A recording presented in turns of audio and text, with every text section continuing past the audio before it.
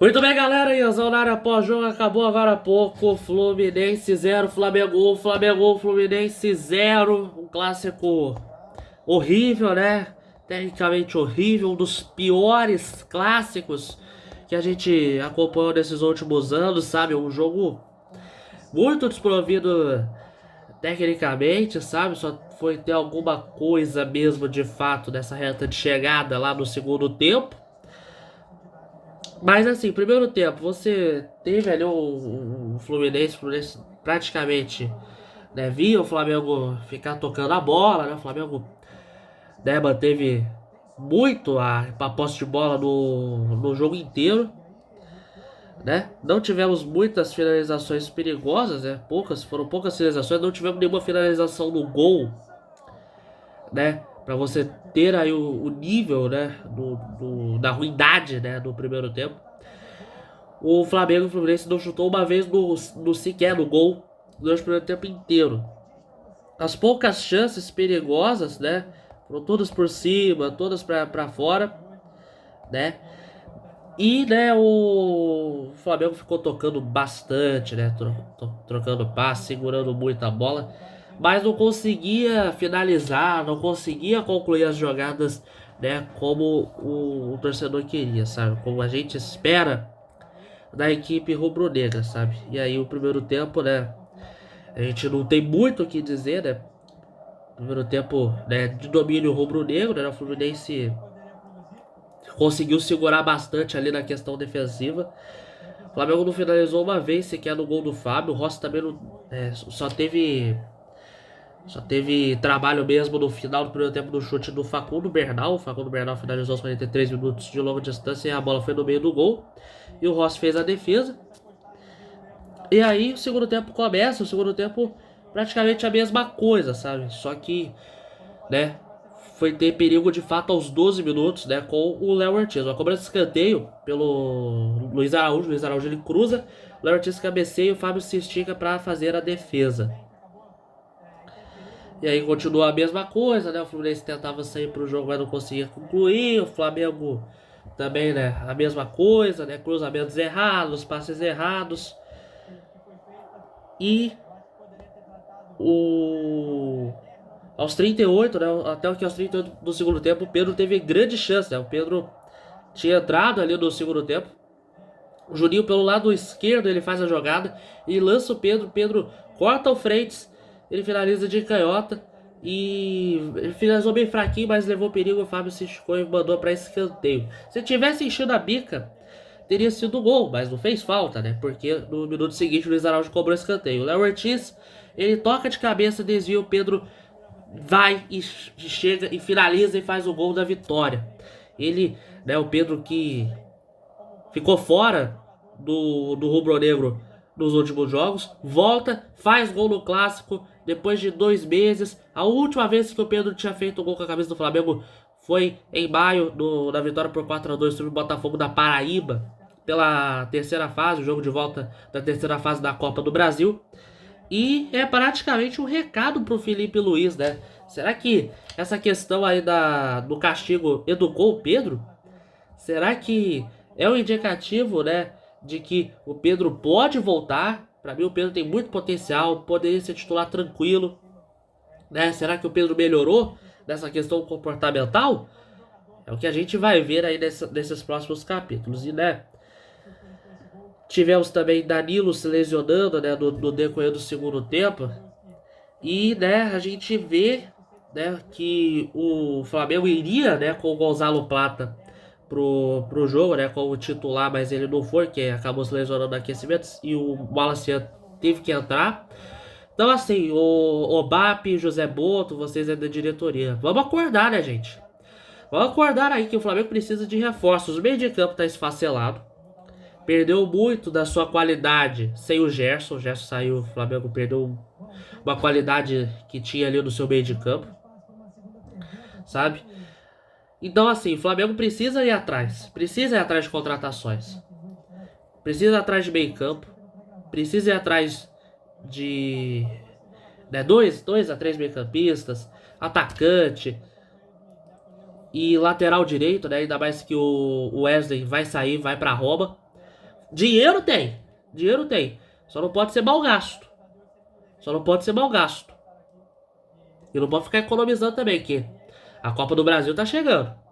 A Copa do Brasil já é praticamente na semana que vem. A Libertadores já é também daqui a duas, 3 semanas. Então, assim, o momento desse da temporada já tá fazendo igual a Polícia Federal no. Né, com o Bolsonaro. Tá fazendo assim, ó. Toque, toque, toque. Tá batendo a porta. Mas o José Boto não fica alerta.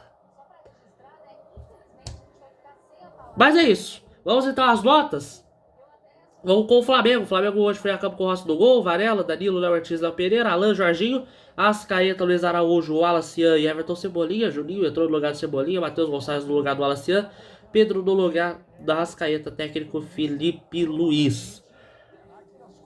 Rossi.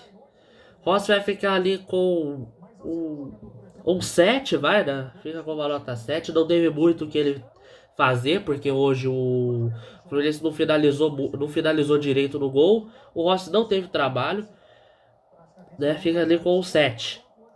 Varela fica com um 6, vai. Comprometeu só na questão ofensiva. Hoje, em questão de cruzamento, ele foi muito mal. Defensivamente, foi uma partida ok do Varela. Danilo fica com 6,5. Léo Ortiz fica com um 7. Léo Pereira com um 6,5.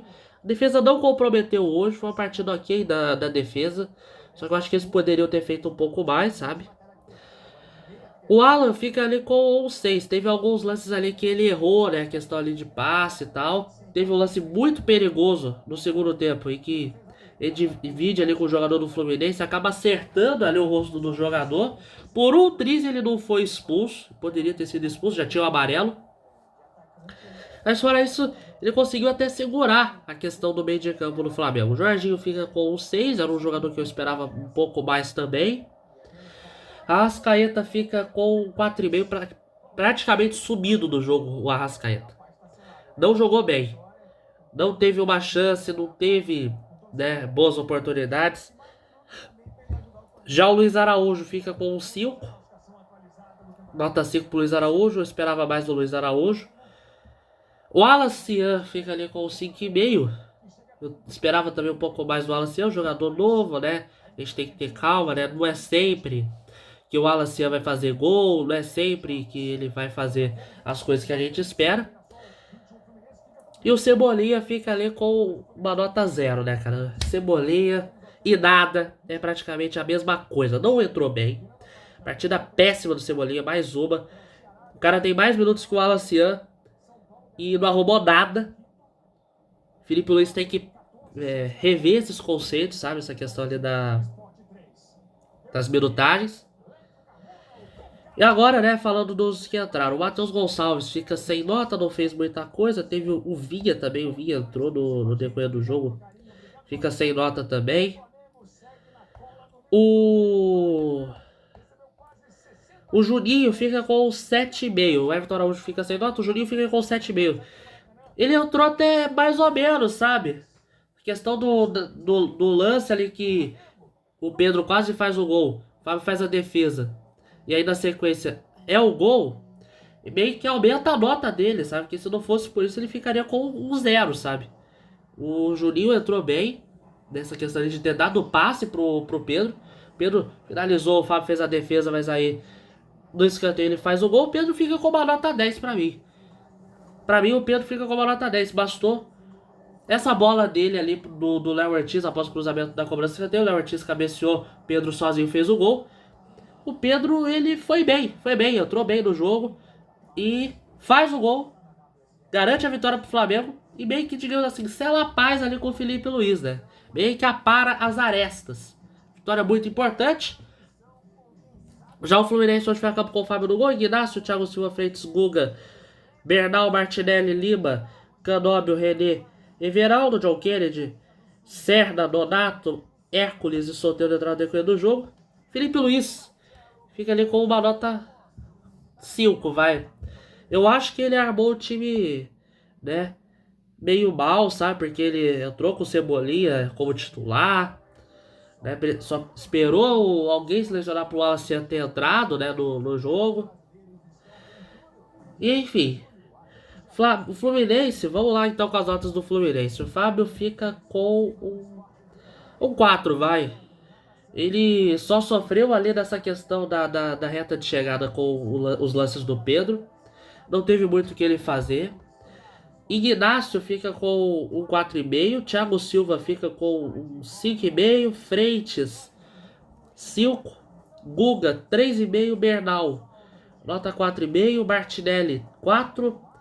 Hércules fica com um 4,5. Lima com um 5,5. Donato, sem nota. Canóbio, 2,5. Serna, 3,5. René, 4.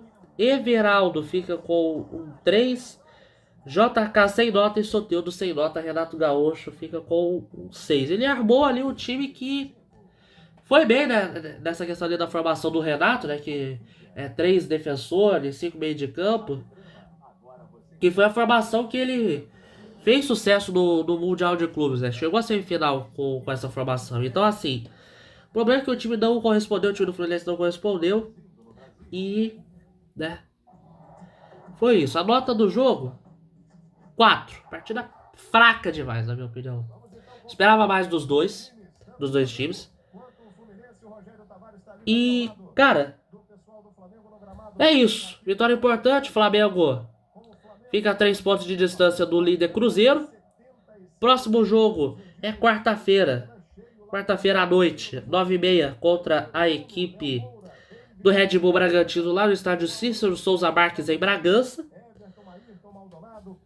E o Fluminense, por sua vez, vai jogar também na quarta-feira no Maracanã, só que mais cedo, às 7, contra a equipe do Palmeiras. Então você que esteve aqui no YouTube, no IASFC, inscreva-se, deixe o seu like, ative o sininho, comente, compartilhe com a galera, me siga nas redes sociais que estão na descrição. Se você quiser apoiar os meus projetos financeiramente, entre no apoia.se/. Fernandes, se você que esteve aqui no Instagram, e a Fernandes 10 com exércitos, e a Fernandes underline narrador e rede Flyazão, segue a gente, curta, comente, compartilhe, pelo amor de Deus, ajude o jovem jornalista a trilhar o seu caminho. Um forte abraço e até quarta-feira.